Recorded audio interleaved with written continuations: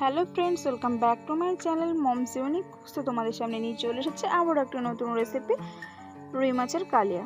তো প্রথমে কী কী মশলা লাগছে চলো দেখে নেওয়া যাক। নিয়েছি একটু টমেটো কুচি, গোটা জিরা, গোটা ধনিয়া, গোটা সর্ষে, আর নিয়েছি লঙ্কা, আর নিয়েছি আদা কুচি, রসুন, আর কিছু ধনিয়া পাতা কুচি। তো প্রথমে এখানে আমাদেরকে মাছটা ভেজে নিতে হবে। মাছটা একটু লাল লাল করে শক্ত করে ভাজতে হবে।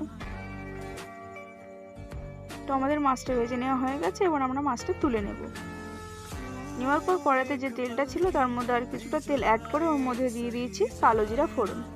তারপরে দিয়ে দিয়েছি লঙ্কা, ধনিয়া পাতা আর আদা রসুনের যে পেস্টটা করেছিলাম সেই পেস্টটা। তারপর পরে দিয়ে দিয়েছি ওর মধ্যে জিরে আর ধনিয়ার পেস্টটা। দেওয়ার পর এটা ভালো করে মিক্স করে নেওয়ার পর ওর মধ্যে আমি দিয়ে দেবো টমেটো পেস্টটা দিয়ে ওর সাথে একসাথে ভালো করে মিক্সড করে নেব। ভালো করে মিক্স করে নেওয়ার পর ওর মধ্যে আমরা কিছু গুঁড়ো মশলা অ্যাড করে দেবো। প্রথমে দিয়েছি লঙ্কা গুঁড়ো, আর দিয়েছি লবণ আর হলুদ।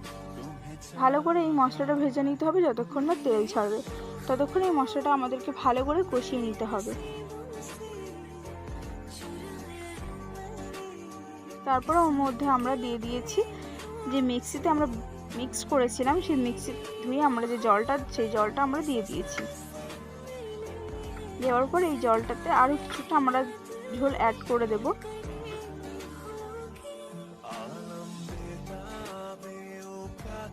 তো এটা যখনই ফুটবে, হালকা গরম হলে বা ফুটলে আমরা এর মধ্যে মাছের পিসগুলো দিয়ে দেব।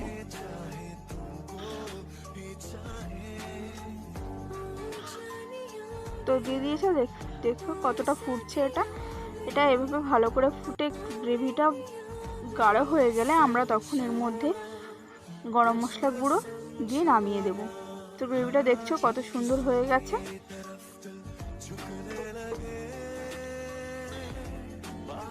এবার এর মধ্যে জিরা ধনিয়া গুঁড়ো আর গরম মশলার গুঁড়ো আমরা অ্যাড করে দিয়েছি।